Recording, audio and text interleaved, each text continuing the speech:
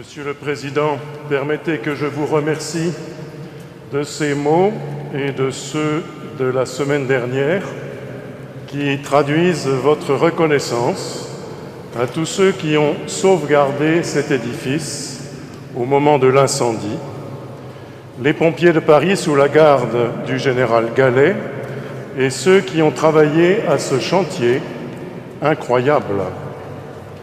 Les 250 entreprises au grand complet, le personnel de l'établissement public Rebâtir Notre-Dame de Paris, aujourd'hui sous la responsabilité de M. Philippe Jost, et les équipes de la cathédrale, conduites par Monseigneur Olivier Ribadeau-Dumas.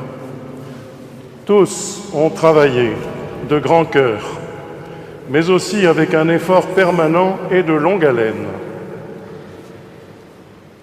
Nous savons ce que l'Église, Paris et la France vous doivent, votre présence devant la cathédrale au moment où lui était infligée une blessure si forte en ce soir du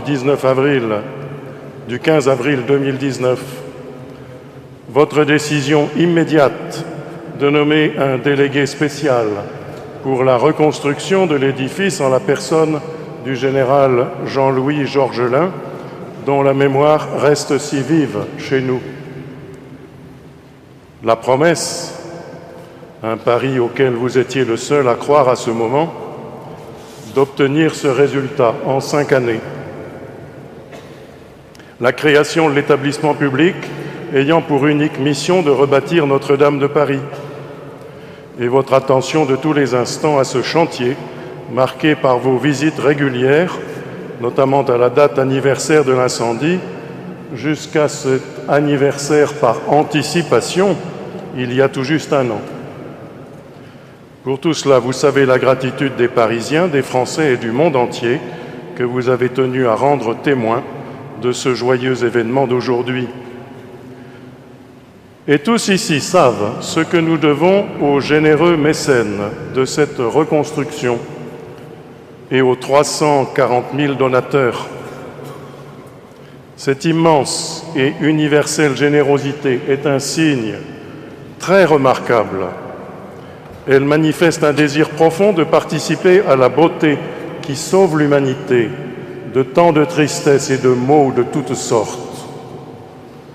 Et la générosité des plus modestes signe la participation à une œuvre collective.